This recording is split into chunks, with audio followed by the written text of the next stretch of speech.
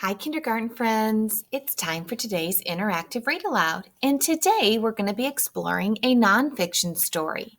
Today's book is called Chickens Aren't the Only Ones. This is the next book in our text set 13, exploring fiction and nonfiction. Yesterday's book was Good Morning Chick, and that was a fiction story. Today's story is a nonfiction story. Chickens Aren't the Only Ones, a book about animals that lay eggs. So the title tells you that chickens aren't the only ones who lay eggs. We're going to learn about other animals that lay eggs. And if you look at the top corner, and you'll see it on your screen as well, it says Explore Science. So this book is going to be a science book. It's going to tell us some true facts about animals and eggs. This book was written by Ruth Heller, and I believe she's also the illustrator.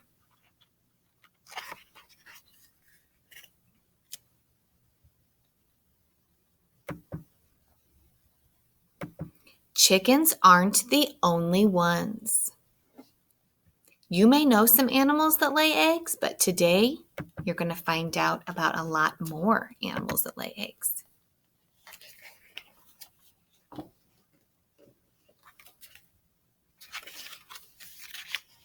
Chickens aren't the only ones.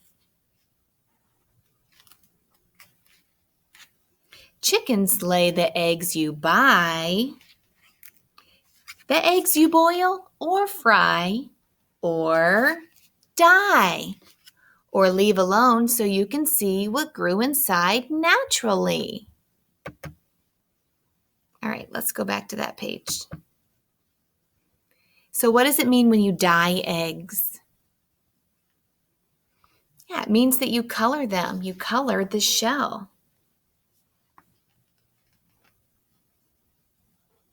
We often do this around Easter time.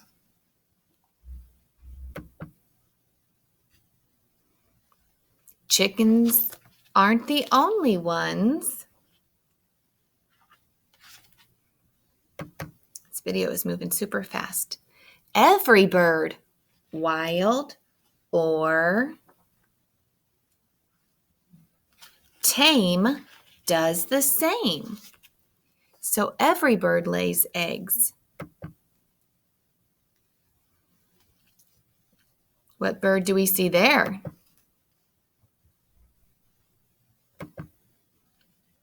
Can you tell what that is? It's a turkey and a duck and a swan, and we saw a peacock on one of the previous pages. The ostrich lays the largest egg, the hummingbird the smallest. Now, boys and girls, this is a nonfiction story. So if you look at all the eggs in the background, those are all what real eggs look like. They're all different designs on some sort of egg laid by a bird or another animal. Do you see that tiny egg? That's the size of a hummingbird's egg. Chickens aren't the only ones. Most snakes lay eggs, and lizards too, and crocodiles and turtles do. Some of you may have known that snakes lay eggs.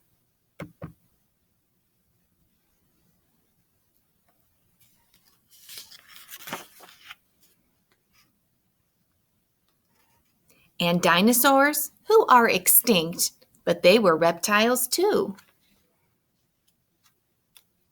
Frogs and toads and salamanders lay eggs, and when they hatch, they're tadpoles who grow legs and climb a lily pad just like their mom and dad. Okay, so we see a frog. We see that they start off as eggs, but they become tadpoles and then they become frogs. They don't have claws or scaly skin. They are called amphibians. Can you say amphibians?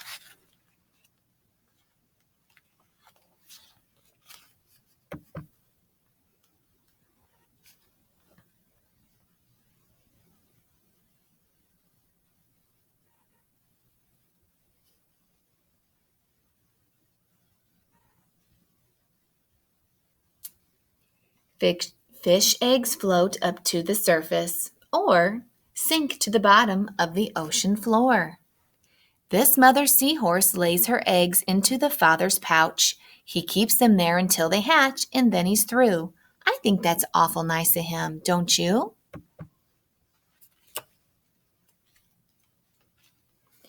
These fathers, too, are helping out by guarding eggs protected by that foamy mass that's floating by. And they won't leave till they're sure that all the eggs have hatched.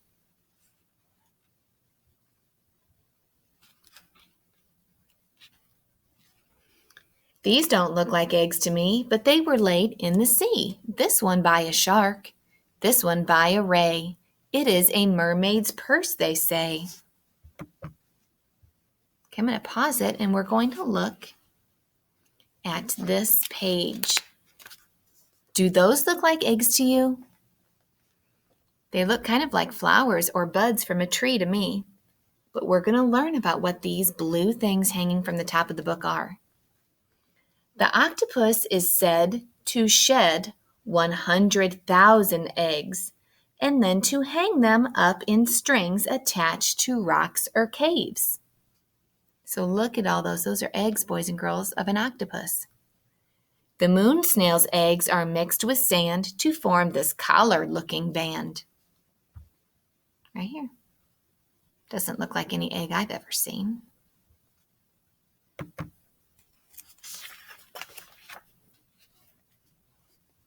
But eggs are different, and that is definitely something we're learning from this book. They don't all have to look the same to be an egg.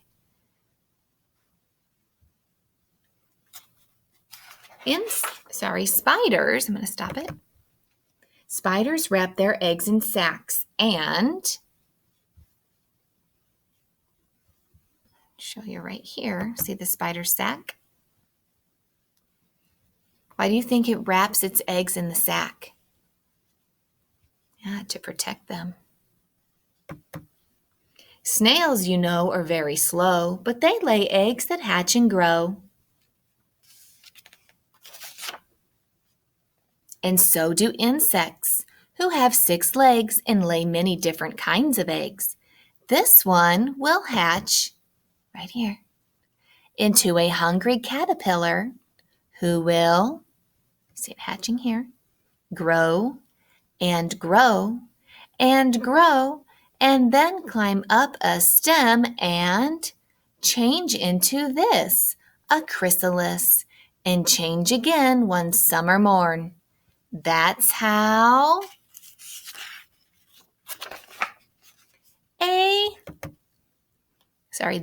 how what do you think I'm going to say? What do you think that caterpillar is going to turn into? A butterfly is born. Animals with fur or hair who nurse their young and don't lay eggs are known as mammals or mammalia. This is a spiny anteater. And the other page is a duckbill platypus. These are 2 exceptions to the rule.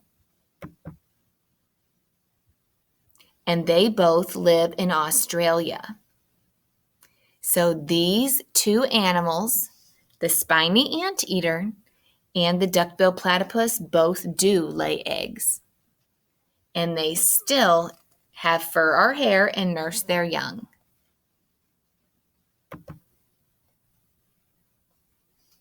Chickens aren't the only ones. There's no more to discuss. Everyone who lays an egg is oviparous. Can you say oviparous? Can you clap the syllables? Oviparous. Animals who don't lay eggs have babies born alive and well, but that's another tale to tell. And what animal do we see here that has babies live?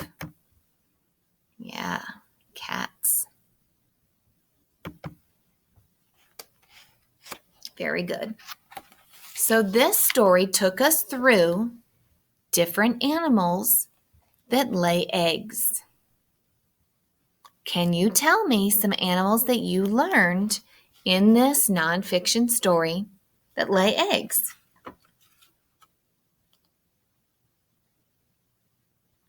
Dinosaurs, sharks, turtles, spiders, rays, insects, spiny anteaters, duckbill platypus, fish, the octopus. How are the different eggs in this book different from each other?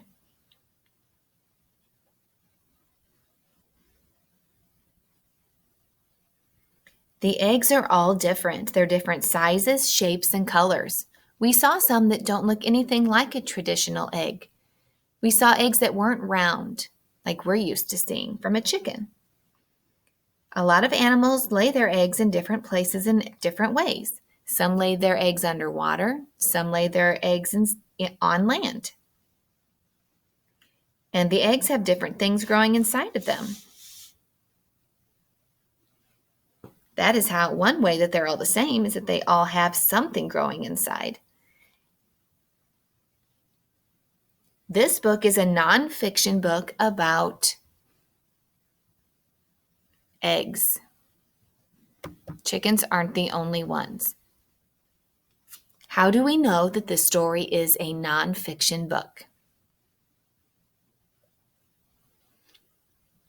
It tells us facts about egg-laying animals.